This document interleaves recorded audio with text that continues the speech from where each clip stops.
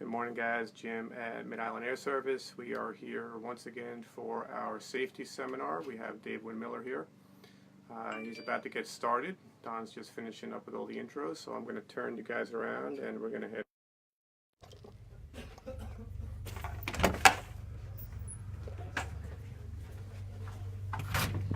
the pilot thinks about flying with another pilot instead of flying alone.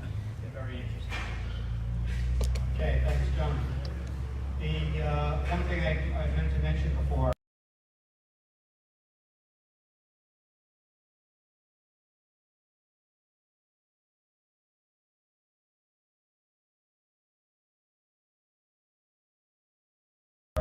So we meet at 7:15 to 8:15, and we're doing kind of a combination of the BMC Club and pilot workshop. So we're trying to see what we like and what we don't like and try to get some improvements. But it's a good group, and you're welcome to come down 7:15, third Thursday. So I think that's the 20th. So when's the other chapter? 16. When is it? 16? 16. Sorry about that. Pilot Club monthly meeting is Monday the 20th. Do I have that right? I did. Okay. So anything else anybody wants to mention? So, two things I do is don't forget the 50-50, and also when you leave, when it's all over, everybody just grab their chair. You don't have to stack it, just put it in the back there. Anything that's added on the left side, put it back in the hanger, and then I can put it, just helps me clear up because if after we're playing, it's a blunder to try to do it. So, I think we're ready. We are very fortunate today to have Dave Windmiller here, and as I said, he's been helping us and sponsoring us for several years now. He has a great upset prevention program. Also, I meant to mention too is one of the things Victor, while I was on vacation, calls me one day and says he's at a Malibu training program, and he says, I'm interested in spin training. You know somebody, right? So I introduced him to David. So he did the spin training, then he took it back to the Malibu group, and the Malibu group is authorized David to do spin training for Malibu owners. So that was a nice plus and a nice feather in David's cap, and obviously he's doing a great job. So David, he grew up in Brooklyn. He's a Brooklyn boy. He loved to race bikes, motorcycles, and boats. He started flying at age 14. He soloed on his 16th birthday. He started aerobatic flying just for the thrill of it at 17. Didn't even have his license yet. And but at 85, he was into racing boats. And what was the name? Photo Finish. Right. He had a racing boat, Photo Finish, that he raced for years. And in '92, he went back into aerobatics. '99, he joined the U.S. Aero team. He flew there for 3 years.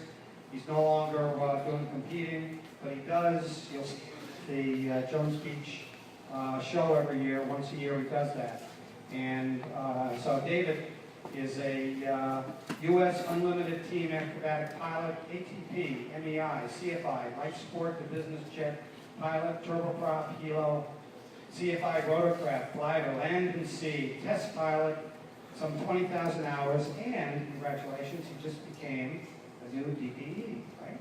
All right? Let's give David a great round of welcome. Hello. Thank you.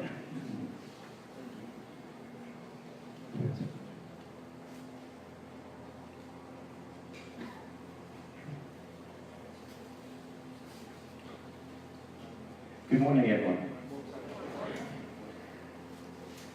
I think that this gentleman needs a big round of applause.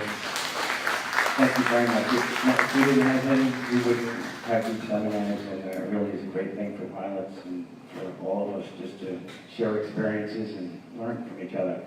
And also, Christian Tucci is my left hand, right hand. He puts all of the experts classes together. He's been phenomenal in helping and even putting together this presentation.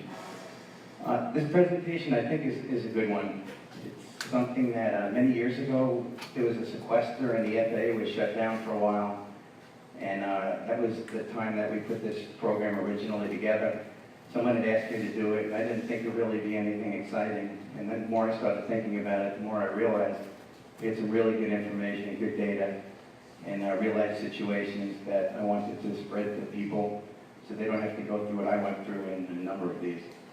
And just over the years of flying, I've seen so many things go wrong in airplanes. People usually in the early hours of flying, first couple of 100 hours, never see anything go wrong, and you kind of become complacent and just assume that nothing ever will go wrong. And as you'll see here, they do. So,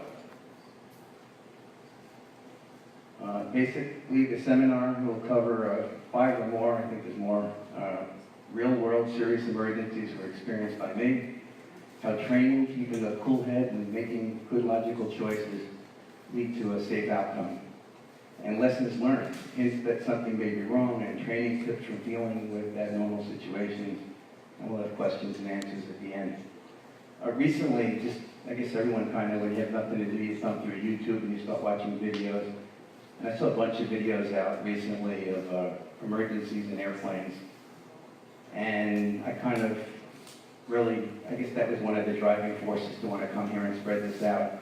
I saw people calling emergencies with guys in, Cirrus and other aircraft having a rough mag and declaring an emergency, and they think that that was a real emergency.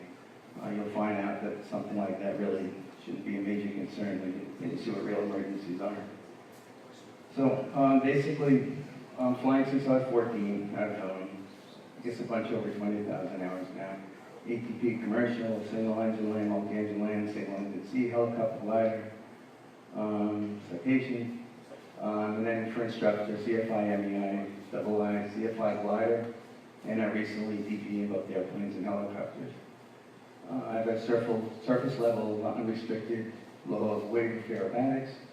I was a test pilot and had 3 years on the U.S. team. I represented the country in the World Championship in France in 2000. So the first part of this emergency seminar that I'm going to tell you about is an emergency that I had that I kind of kept secret for many, many years, and I didn't really tell anyone about it. And looking back, it was quite an amazing story that I'm here to talk about it. This is in a P-210. It's a pressurized single-engine airplane, and this was on a flight going down to Florida with three other people, 4 people in the airplane, and we stopped for fuel in Kinston, North Carolina. It was actually for a boat race. This was in the 80s, and this was before GPS, and I don't even think we had Loran at the time. Airplane had radar, and we landed in Kinston. A friend of mine was following me down in another airplane, and the weather was really bad. The thunderstorms all over the place, and I don't know, maybe 300 or 400 foot overcast, and we flew an approach and landed at Kinston. I got fuel. He said he's not flying anymore. He went and got a hotel, stay overnight, and he jumped in the airplane. We're going. Well, after the thunderstorms passed, the weather came down, pretty common that time of year, and it was basically very low IFR from the whole East Coast actually was covered, all the way down to Jacksonville. Just south of Jacksonville was the first place there was any VMC. And no big deal, we had plenty of fuel. I think we're going to Key West. Jumped in the plane, took off. It was late in the evening, tower closed just after we took off. And radar sweeping, and we're watching the thunderstorms leave. Cells were pretty obvious, went around a couple. All of a sudden, out of nowhere, big pop, and lost the alternator. Didn't seem like a big deal losing an alternator initially. So I had to make a decision what to do. And I knew that I would wind up losing all my avionics, and I didn't want to be flying over this overcast without any equipment. I said, you know what, we're going back to Kinston. So I told Approach what happened, and they started giving me vectors for an ILS approach to go back into Kinston. In the meantime, the tower closed, the weather came down, it was way below minimums, and I started started losing power, one at a time. We started conserving whatever we could, turned off radar, turned off radios, turned off lights. Bottom line is, in a very short period of time, we were in an almost dark cockpit. Radio was near nil, and we basically had no navigation equipment. Worst of all, that HSI, and that's the reason the picture is there, an SD360A, was electrically controlled gyro. And in a short period of time, that entire compass card started swinging around doing 360-degree turns with the CDI needle in the middle of it. So it became a really hairy situation. They lost our transponder, just about complete radio, loss of communication, and somehow, to make a long story short, we made it on the ground well below minimums. It was probably 125. I don't know how we were able to fly the approach with the needle swinging around in circles, but somehow we did. And it was also pilot control landing lights at that airport. And thank God, somehow the approach controller was actually able to get the PCL on. So we made it on the ground. I kissed the ground when I got out of the airplane. It was an incredible situation just from an alternating failure. Next one is Cessna P210, same airplane. And this was on a flight from Key West going to Cozumel, Mexico. And we had to stop off in Cancun to clear customs. This was also back in the late 80s. No, I'm sorry, that's not true. My son was with us. 1995. My oldest son was 6 months old in a car seat.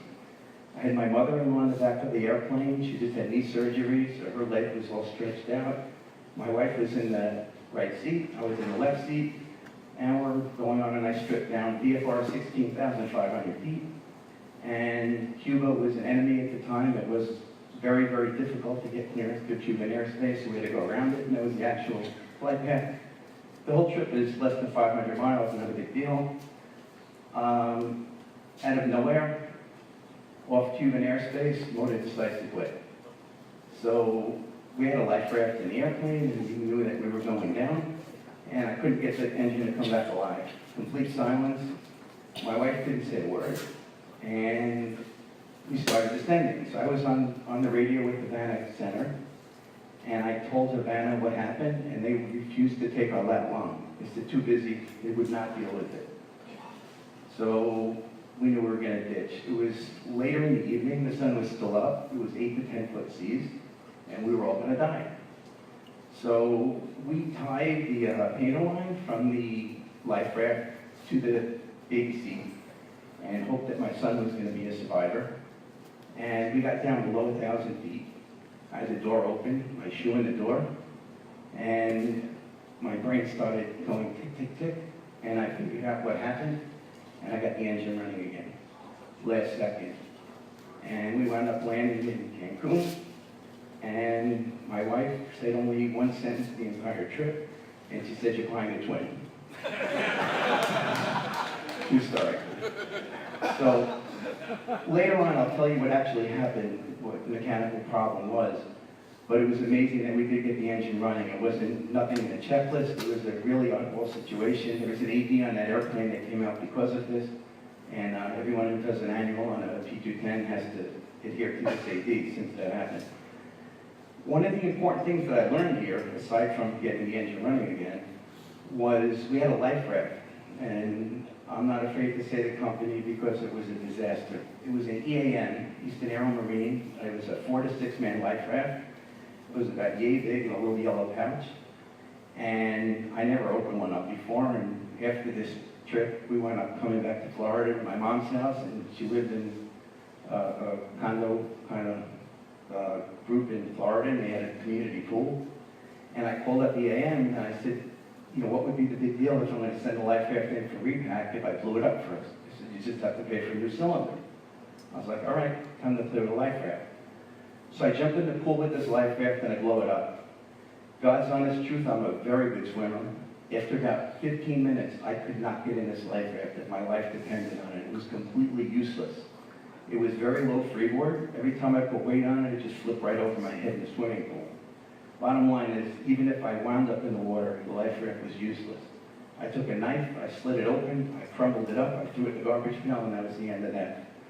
So if you guys ever do carry a life raft, it's really important to know that you have a life raft that will work, especially if you're talking about, being in deep sea conditions. You need something with ballast that will be stable when you try to get in it. Next one was 310. It's a turbocharged twin-engine Cessna. I had a partner. We bought this airplane. He did not have a multi-engine rating. I did. We went down to Florida to Plant City, Florida, near Tampa. We went to a wedding, and after the wedding, about 20 young children who heard we have an airplane decided that they wanted to go flying. So I'd do anything to fly an airplane, and all the kids came out, and we had something set up that 6 seats in the airplane. We're putting 5 in at a time. My partner stayed on the ground.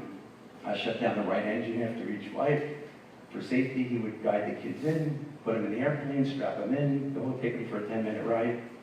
And we did this for about 20 kids. At one point, it was very hot out. I had the pilot's little window open, and I heard a ticking noise on the left engine that was still running. And I called him over, and I said, go grab someone, I don't like this noise. The mechanic came over, listened to it, said, you have a lifter. And hydraulic lifters, if there's not enough oil pressure, they'll pump up all the way. Sometimes old cars are ready to idle, tick, tick, tick. I said, I've been around engines all my life, that's not what it is. He said, you don't know what you're talking about.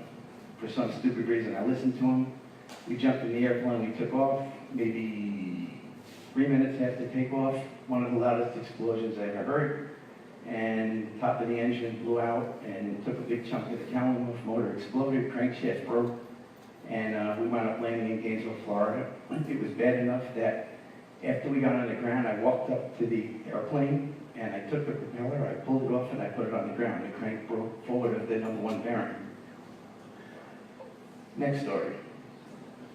This is my Edge. It's an aerobatic airplane, and this was the Jones Beach Air Show a number of years ago, practice thing on Friday. And in the middle of a tumble, it's a Lunkavox, the airplane tumbling like crazy, and the canopy decided it was going to leave the airplane. It was only maybe 2 weeks before, for some oddball reason, somebody convinced me to start wearing a helmet. So I had a helmet on, and the canopy came off, hit me in the head, went through the back of the airplane, left the airplane, and I wasn't able to land.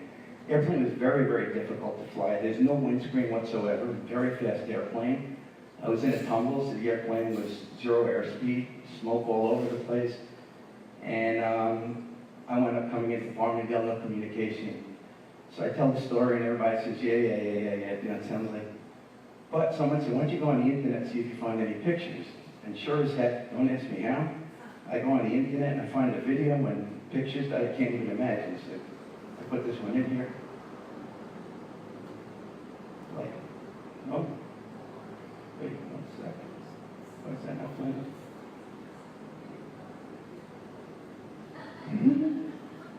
Oh, here, no, it is playing. Sorry. Oh, it's not playing on mine. It's playing on that. Here we go. Okay. So the guy who was videoing this lost the airplane for a few seconds here, but it did come back, and it's quite clean.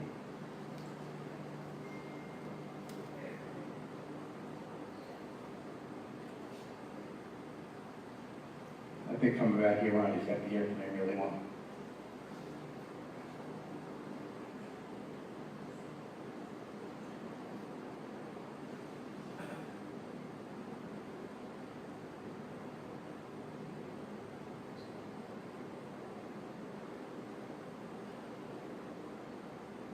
So there's a tumble coming in right here, and that's when the canopy decided to depart at the worst possible moment it possibly could have.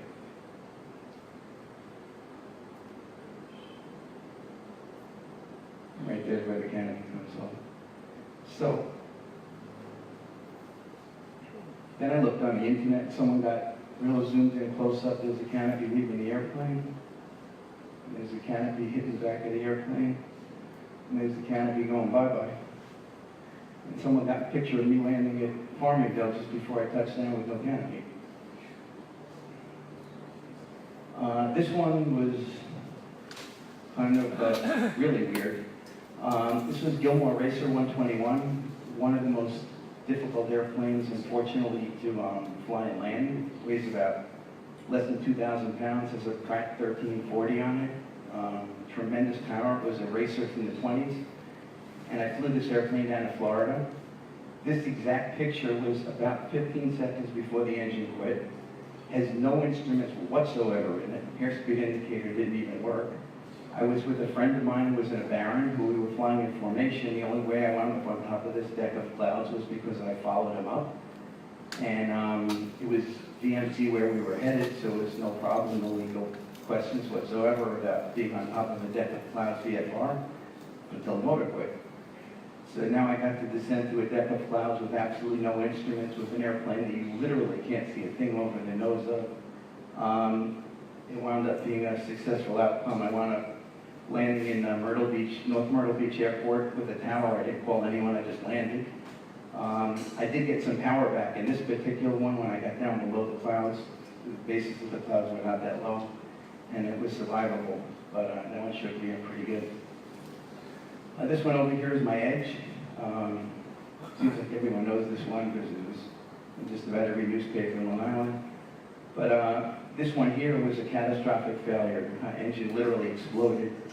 It exploded so badly that not only did the engine stop, but all three blades of the prop tore off. It broke so badly that it actually broke the engine mount, tore all the bolts, and it actually twisted the fuselage so badly that it split the fuselage just in front of my feet.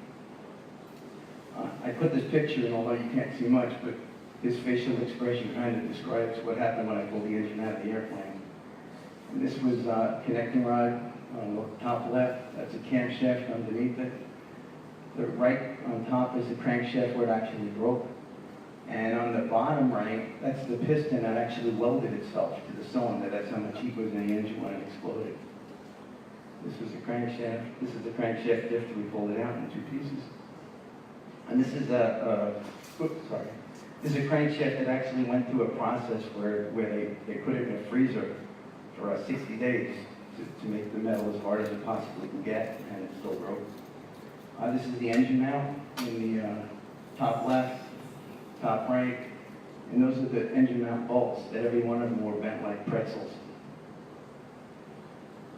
So, two more that I'm just touching base on, and then I'll explain to you why I'm bringing all this up. This is not really in any way, shape, or form to talk about me, but this is what went through my mind when all this happened and basically what kept me alive. So I had an extra 300L. It was a brand new airplane. I was flying over the South Shore of Long Island, had a problem with that airplane. That an AD came out afterwards. But on an extra tail-dragger aerobatic airplane, the most important flight control is the rudder. And in the middle of a snap roll, the rudder cable snapped. And it's grounds for jumping. Pretty much everyone who has a cable break, you really have to jump and lose the airplane. But I thought about it for a while, and the cable ran right along the side of the airplane going back to the rudder. It was the left one that broke, and I wound up grabbing the cable, I wrapped it around my hand, and I taught myself how to fly using my left hand to be able to apply left rudder, pushing forward on it. And it worked out fine, and I was able to land. And the last one is, I'm going to talk about is a 300S, an extra. This happened actually 3 times. We had our fuel tank in that airplane. It was an aerobatic tank. It sits right in front of your knees. And there's a flop tube in it. It's a heavy weight that follows the fuel around for aerobatics to make sure that it's feeding fuel to the engine. It just basically by gravity follows wherever the fuel is. That's where this weight goes. And the fuel tank basically just blew open. 2 seams on it just split open, and all the fuel came out.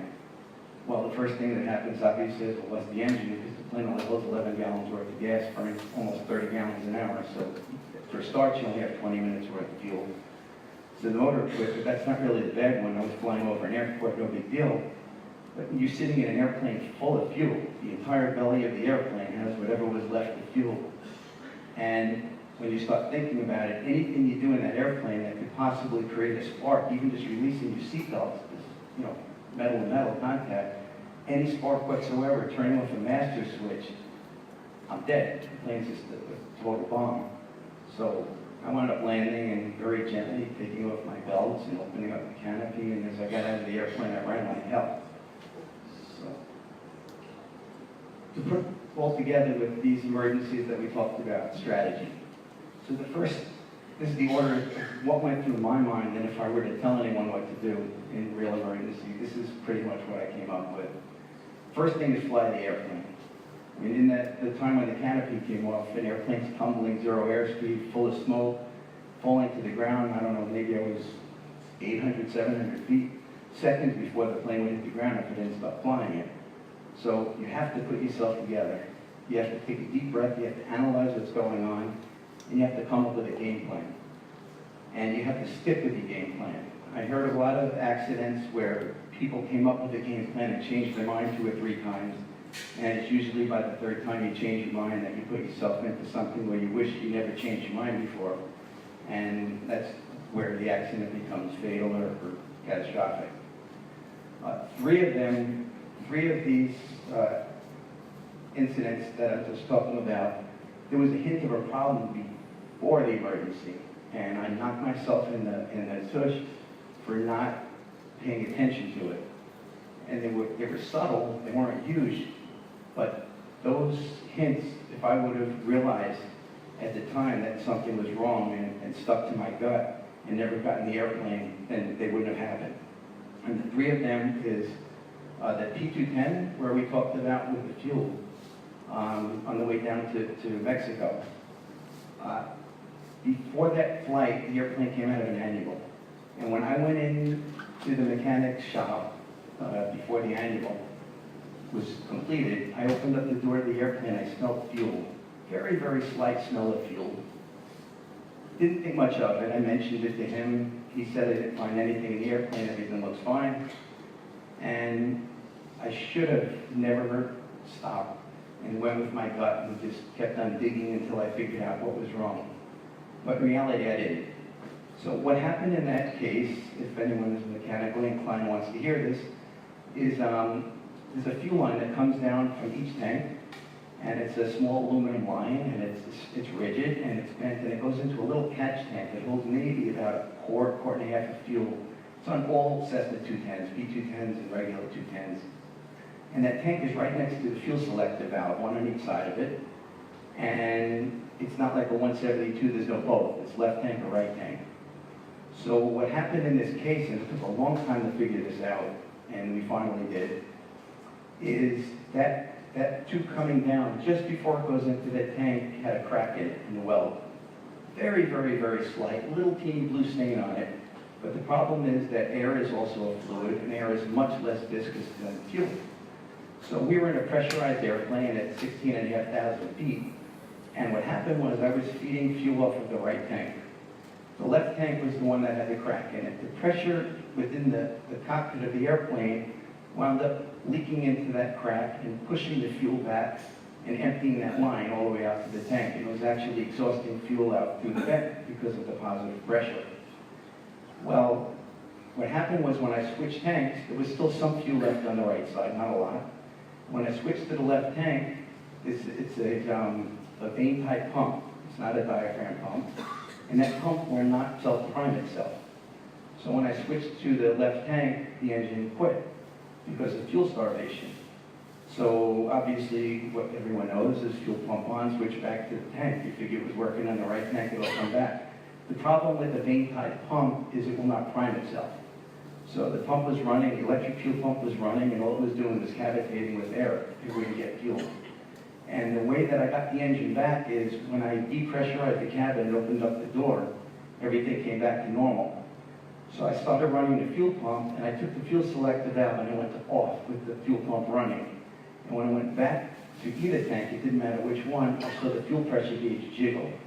So I knew they were starting to catch a prime, and I kept going off and back, off and back. By the 3rd time I went back, fuel pressure gauge started jiggling, came back up, had fuel pressure, and the motor came back alive. The second one was the 310. I started telling you guys that I heard a ticking noise. That ticking noise was not a lifter. What that ticking noise was, fortunately or unfortunately, somebody went to jail for 7 years over this one. And it was someone who built this engine On Continental, the connecting rod bolts, for anyone who's mechanically knowledgeable, the connecting rod bolts on a Continental, the nuts go on the top and not on the bottom like most cars do. And he put the connecting rod bolts in backwards. And that was actually one of the nuts hitting the case. And what happened was it was sending a harmonic through the crank, and eventually it hit the resonant frequency and the crankshaft exploded.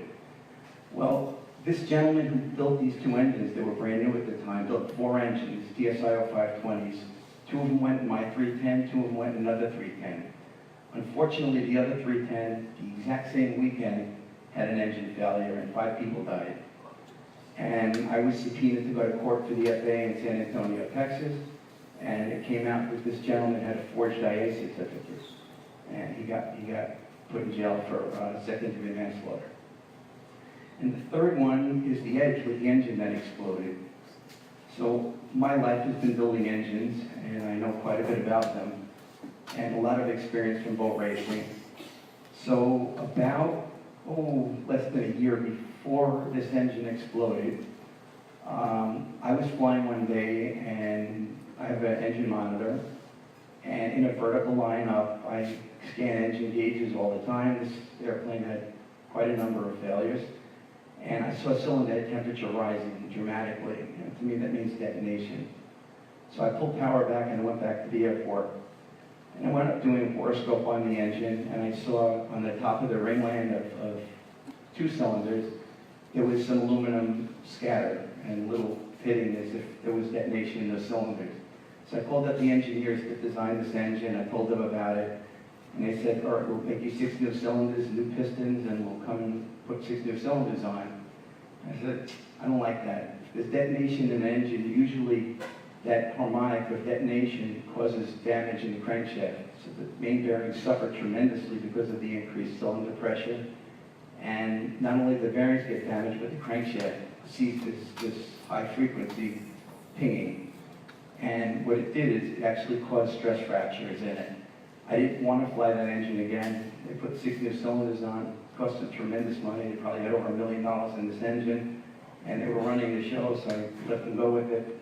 But unfortunately, if I went with my gut, I wouldn't have had that problem. So none of these stories that I'm telling you have a checklist that would have given you answers. You could have followed the checklist, but none of it worked. So what I'm telling you is the following. What's really important, if you guys ever go to any kind of a training class for a type certification in aircraft, and you sit through days and days of ground school with them showing you systems, and people get bored and they just try to remember whatever they can remember just to pass the test at the end. Those are some of the most important moments you can have. Systems are really important to understand, and when they show you diagrams of a fuel system, of an electrical system, if you understand it and you truly in your mind can imagine what's going on, and you can use that to keep you going in an emergency, that's what gets you together. I mean, you hear stories of the Hawaiian Air flight where they lost hydraulics and they still flew the airplane. They basically taught themselves how to fly the airplane in the condition that it was in. But that comes only from understanding how everything works. So if the emergency is not something in the checklist, apply a good thought process and logic to come up with a solution. There is no other choice. Knowledge of the systems is a must. In an emergency, don't be afraid to break the rules. Take the FARs, just throw the book in the garbage. If it takes throwing the book in the garbage to keep you alive, you'll worry about answering questions from the FAA later. And as pilot command, remember, you're responsible for all the passengers in your airplane. It's very serious business. When you close that door and you lock it, look around. Everyone sitting in there is your responsibility, and it's a really big responsibility. Instructional tips. Make sure you have a competent instructor who can surprise you with simulated emergencies. It's very important. Then be able to deal with them if they were real, or more important, if they turn real. I have an example of, I wouldn't call it an emergency, but my son Robbie is here, and he's going to laugh about it. I was teaching him how to fly. We're coming back from Florida into Barron, and we're chugging through North Carolina, and he's sitting in the left seat. I'm making believe I'm sleeping, and I reach down and I shut the fuel off on one of the engines just for the heck of it to see what he does. And he was fine, feathered the engine. Dad lost an engine. I was like, oh, Robbie, I was just kidding with you, no big deal. Turn the fuel back on, go to start the engine. Just decided that the starter was going to take a dump, and we couldn't start the engine. So, I mean, it's not a real emergency. We landed with one engine. The friend threw a starter out, and we came back. But what I'm getting at is, if you had an instructor who, let's say you're in a twin-engine airplane that doesn't have the ability to maintain altitude on one engine, and very many light twins cannot, especially on high DA with heavy weight, and did something like that at 1,000 feet over the South Shore and you couldn't get back to the airport, it's a disaster.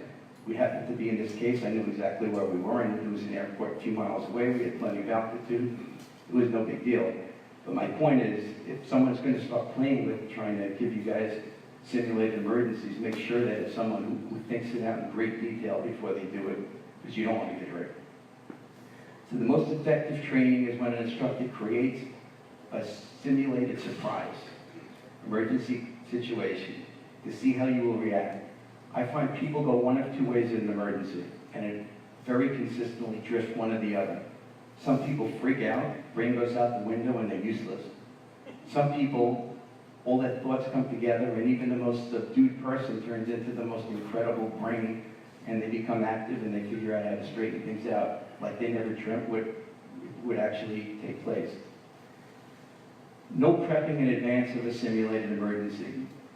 So this is a pet peeve that I have that I really have a hard time with. I've talked about it before in seminars here, is in multi-engine aircraft, and it drives me nuts. I watch people do multi-engine training, and you see an instructor go, okay, here we go, we're going to lose the right engine. Remember, if we lose the right engine, you're going to step on the left rudder because the left engine's making power, right engine's not. See, I have my hand on the right throttle, you ready for it? Here we go. It doesn't work like that in the real world. The real world is 4 people in an airplane, 300-foot overcast, we're going on a trip with the family, wife and kids in the back, the kids yelling and screaming, when are we going to be there, Dad? How long's the flight? I don't want to do this. Mommy's all nervous. The person in the right seat's useless. As you just broke ground, you get a departure clearance change, you enter the clouds, boom, engine quits. That's reality. And if your instructor prepared you the way we just talked about, you're useless, I'm sorry to say. In an emergency, you go into autopilot mode.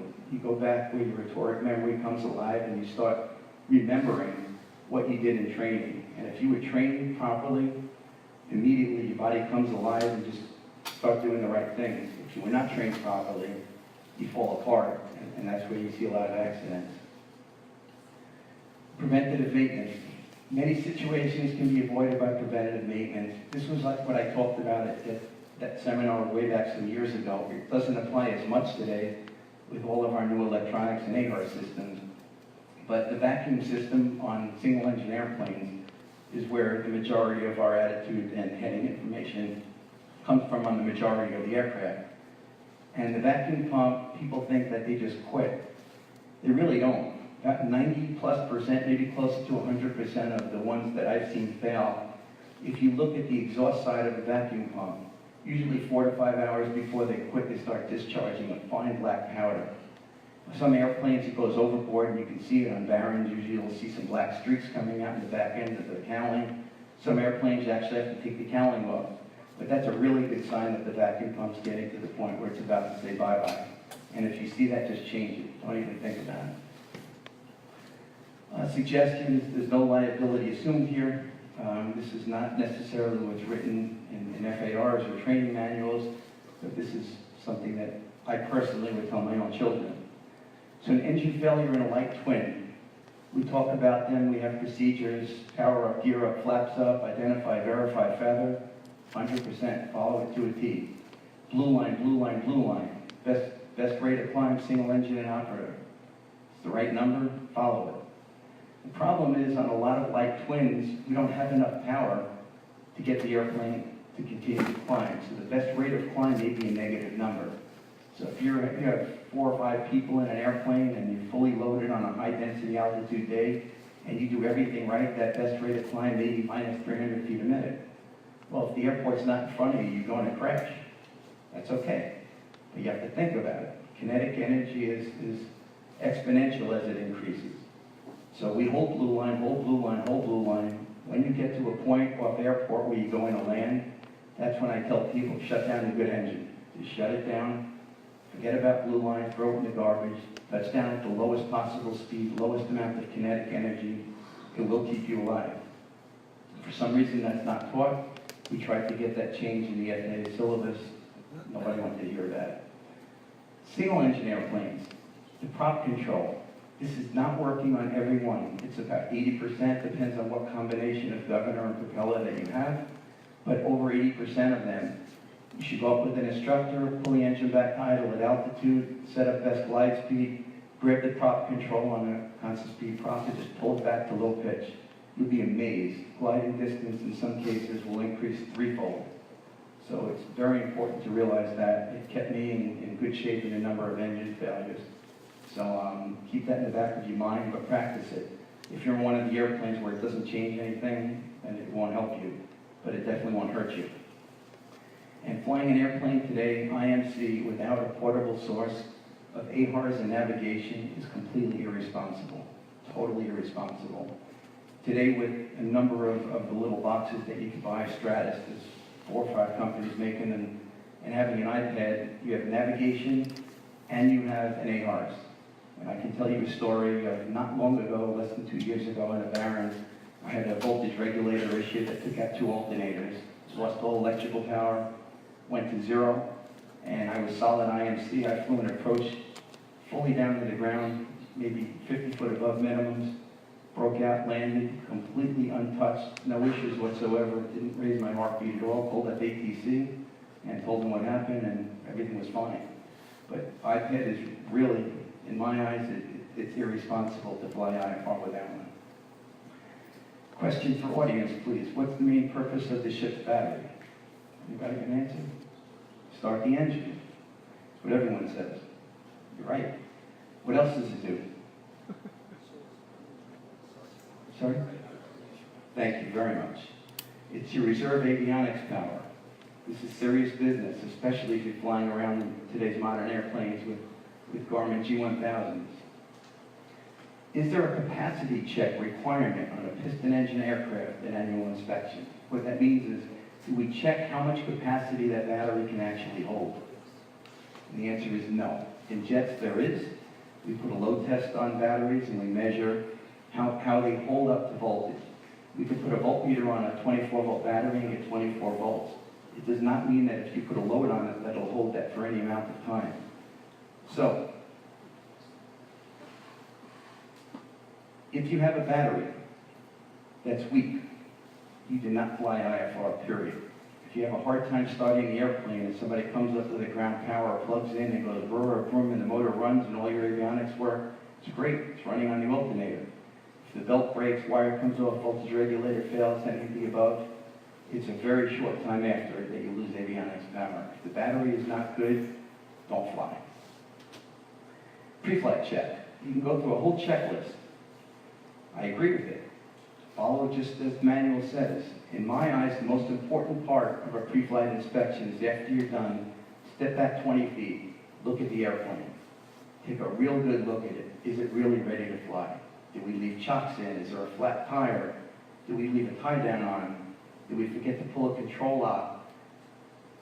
Amazing stories you hear of people who micromanage the pre-flight and miss like some huge, obvious fault.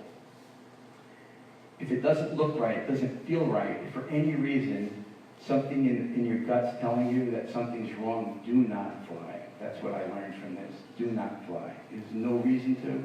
Find out what's going on, make sure that it's right, and then after you're convinced, get back in the airplane. Your gut is really amazing, and you're responsible. Please don't forget that. Any questions?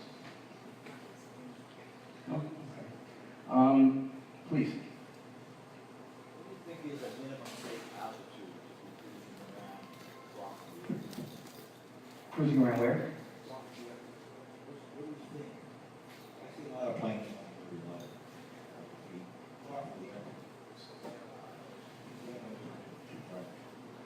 We have no time to check. What do you think is the minimum altitude probably should be flying several miles from the airport? So it's a difficult question, really, to answer. It depends on the conditions. So if we were not following FARs, we're talking about purely in terms of safety, you need to be high enough where you can find a place to put an airplane down. That's what's really important. If you're flying over an airport, or you're flying over fields that are with, smoothly cut grass or, sod farms, from the safety aspect, who cares? As long as you have a place to land.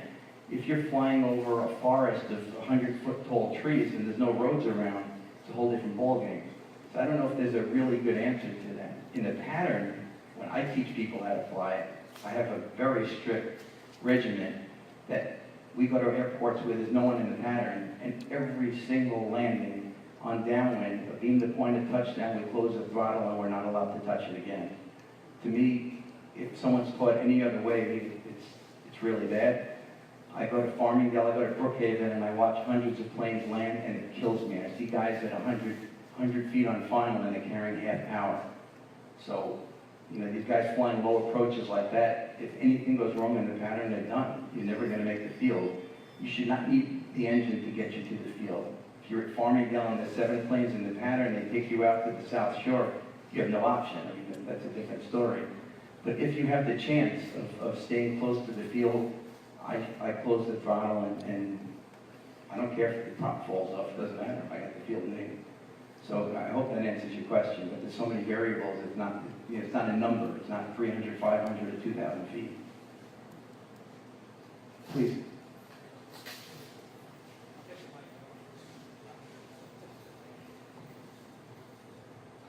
Thank you for coming. It's a pleasure. One question. The priority in your mind, let's say you're flying from Connecticut to Massachusetts and you're just doing a normal flight, 5,000 feet, the engine quits. Obviously, the first thing you do, you're going to say, where's the nearest airport? Well, first thing is get the airplane under control. Let's say you can't, and you know you have to put it down. Okay. In your mind, what's the priority that you would say that you look for next? Would it be a field, a road, a golf course? In your mind, Nick, what would you do with the analysis of where to put it down if the airport wasn't near? So again, it's a little bit difficult to answer. I'll tell you what goes through my mind when I'm looking for an airport place to land. Unfortunately, I've had 22 engine failures, so I've had a couple of times that I got to do this. A lot of obstacles that people don't realize. Some of the big ones are road signs, light posts. What's the wingspan on the airplane? What's the width of a lane? A lane on a highway, average lane is about 13 feet wide. So if you have a 2-lane road, you have 26 feet. If you're in an airplane with a 40-foot wingspan, wings are coming off if you try to land on that road. People like, oh, landing on the road. But these are things that people usually don't think about. The Deer Park Avenue incident was sometimes I don't even like thinking about it. It was more than anybody realizes. The airplane was very, very difficult to fly. CG moved tremendously when the blades came off the prop. The plane was on paper unflyable. It took me almost 2 miles of roadway to get it stopped. There was no weight on the wheels, couldn't slow the airplane down.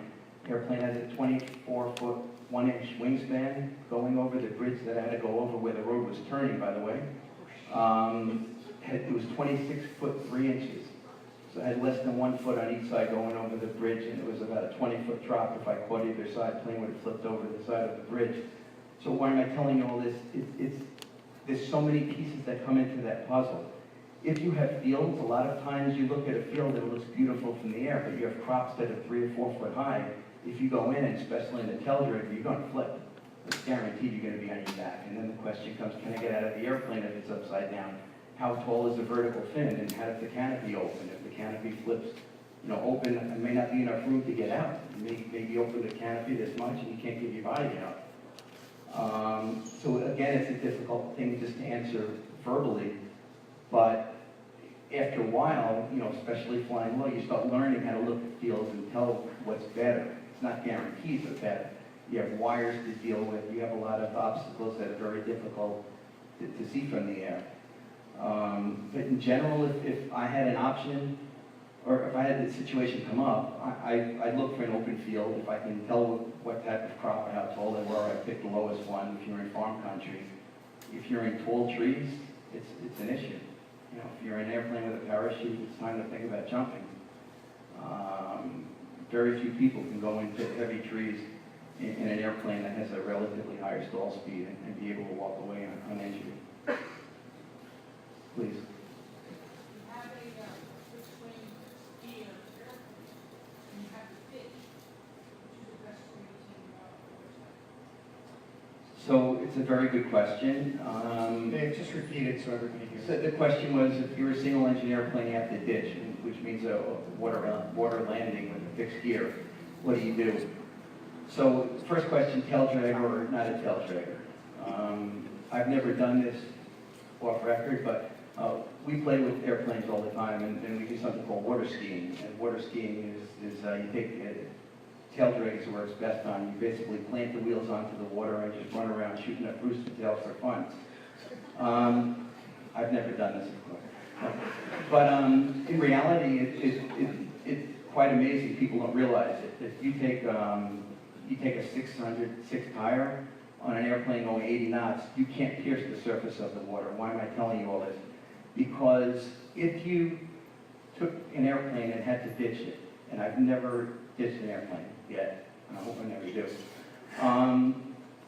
you'd be amazed. It's not as bad as you think. It's not like the airplane hits the water and just starts tumbling around.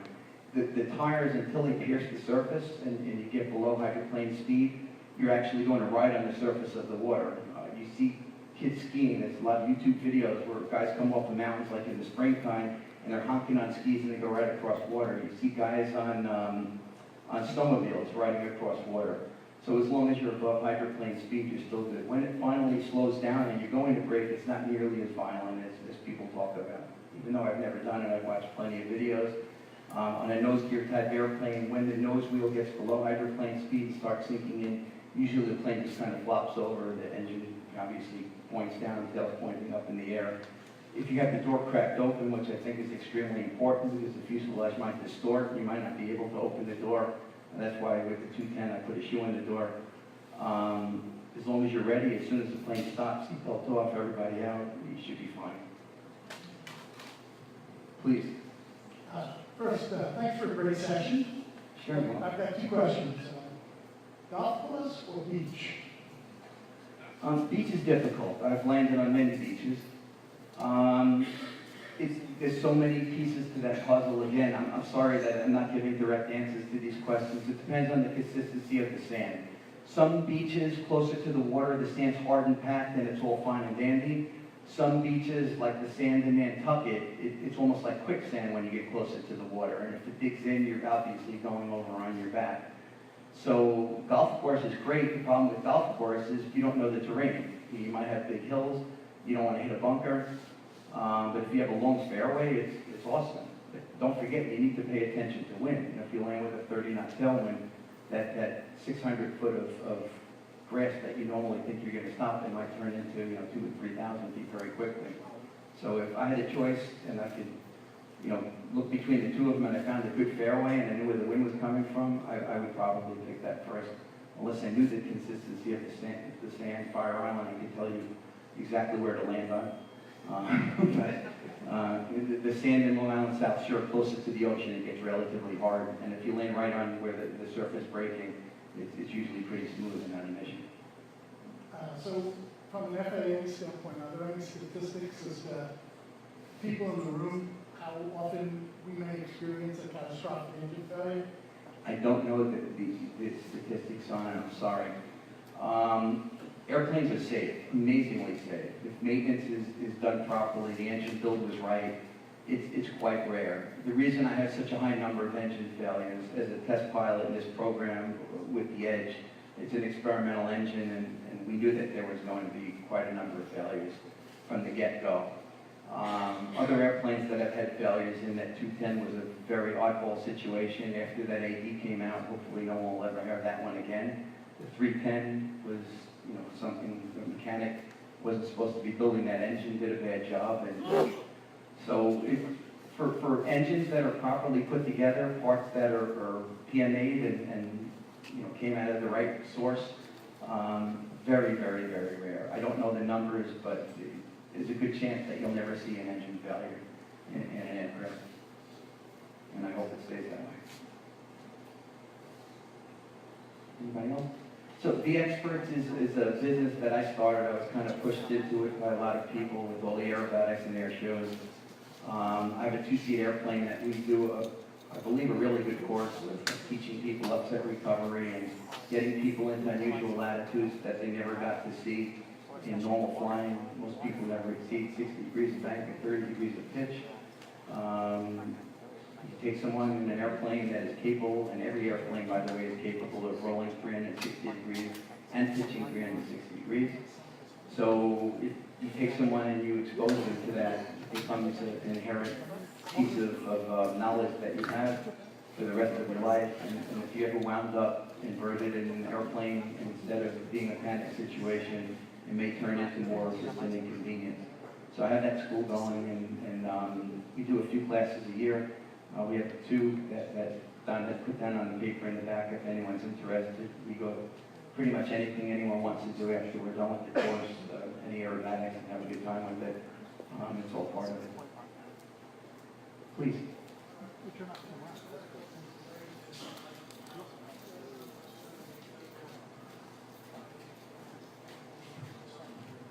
Over the water,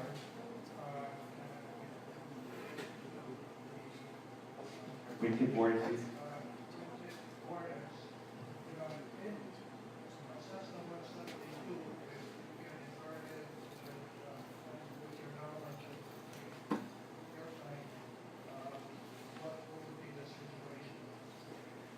So, in all the formation flying that I've done, and lots of it with bigger jets, sometimes for fun, we wind up getting into vortices and just let it roll the airplanes just to play with it. So I can tell you quite a bit about it. The main issue, in all honesty, 172, if you're at 500 feet along the beach and you wind up inverted, you have a problem.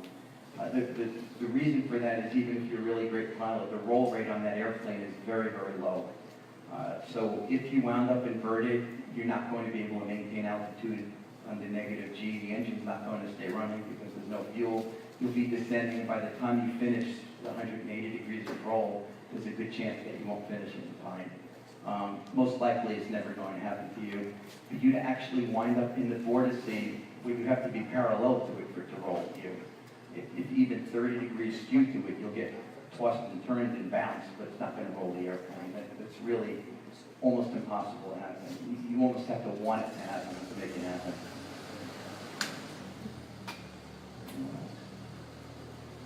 Thank you very much for coming.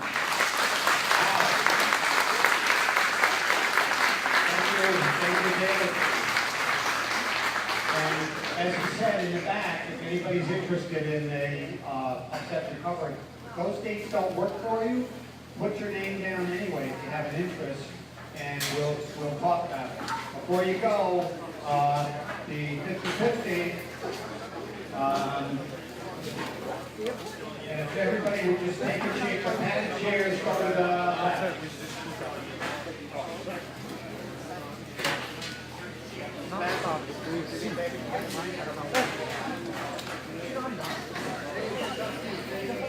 All right, 50-50, whoever's been in it.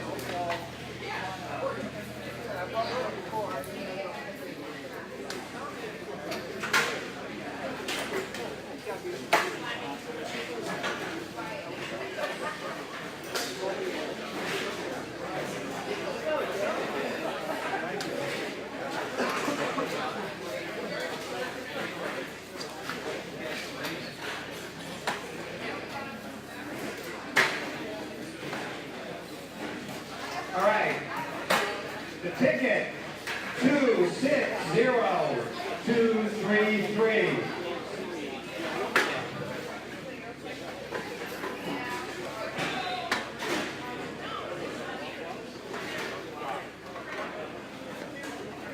Two 60233.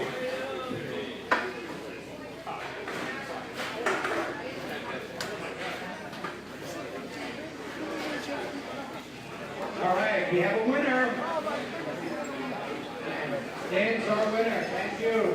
Thanks, everybody. We'll see you in June. Have a nice Mother's Day, everybody. And I'm just waiting for your tag. What we do?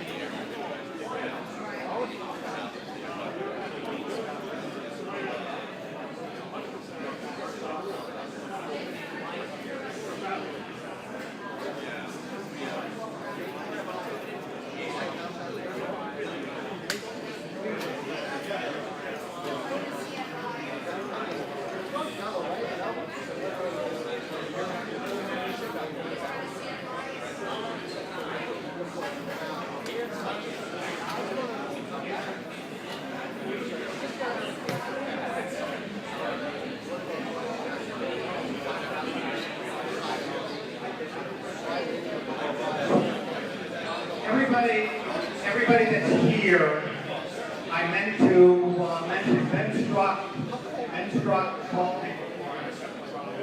He wanted me to remind everybody that that Sean Tucker, their show performer, will be speaking at the fasting seminar on Tuesday, May 21st at 6 p.m. in Farmingdale.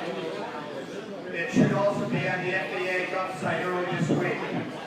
All right, so everybody know about that now? We hope. Nobody's going to forget. I don't want to get in trouble with men, you know? We'll see you Monday? Okay. Okay, well, it's Tuesday, May 21st.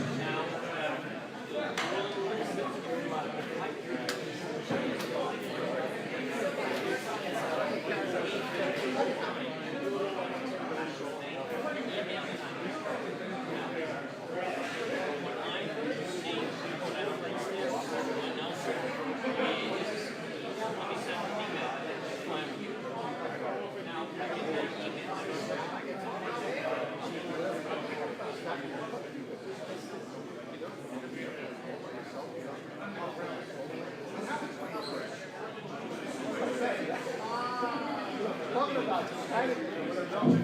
the next truck is Tuesday, 21st. Because apparently there's another thing that he has going on this Monday. So Tuesday the 21st.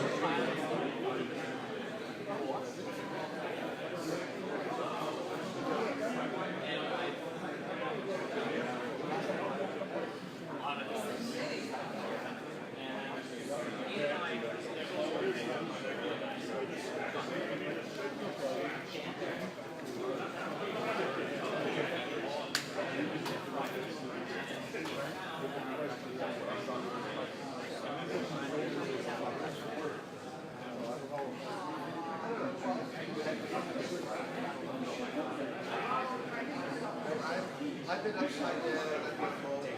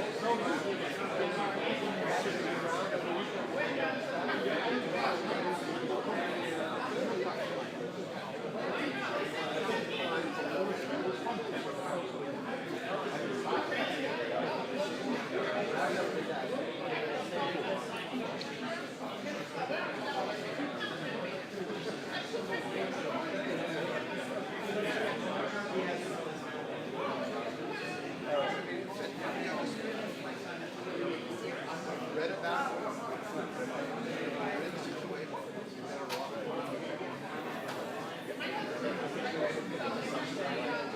Okay, take care. Yeah, see you next time.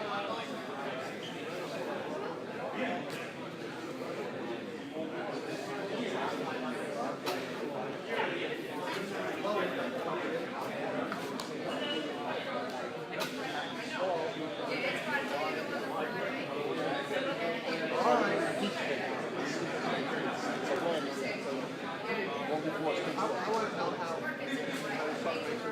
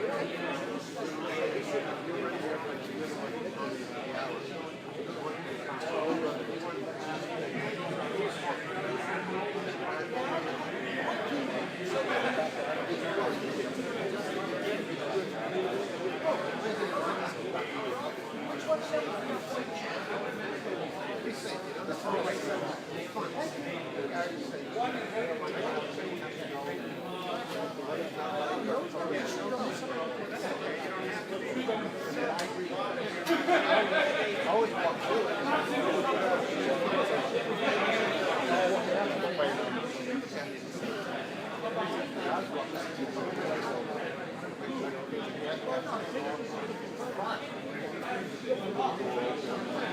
Have to get in the way and you can see the doors open.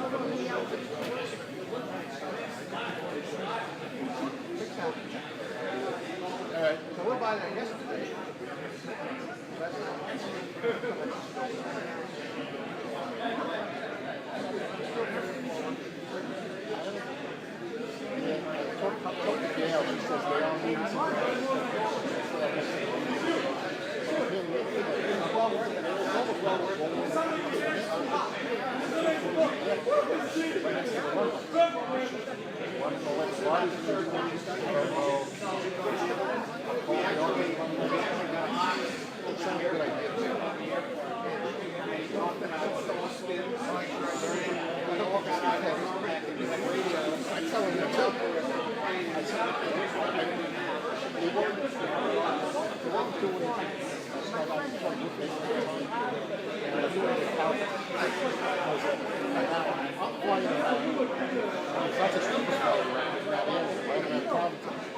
They were announcing, I said, why don't you guys announce on Brookhaven Street that jumping? They do it on 121.5, they'll do it tomorrow. I'm like, yeah, but these two,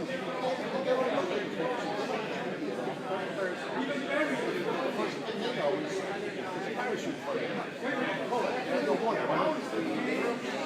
Gary said, wait,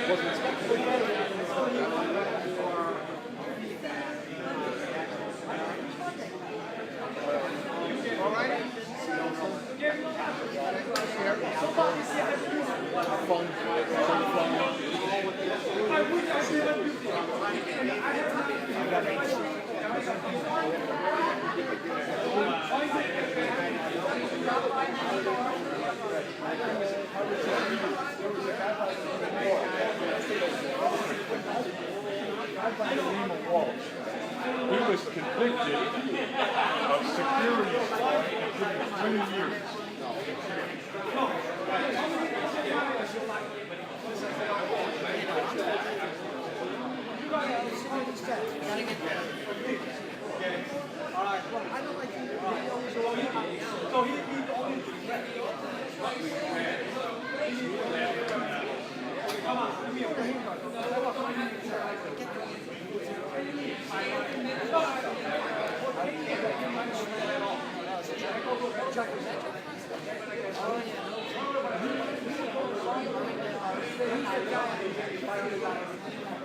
I don't even know. She's got to be out. No, I'm not. One down.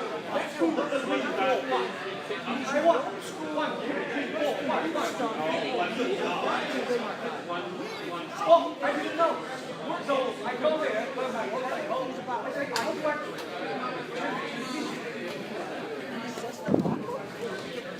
Hi, guys. Thank you, Sebastian.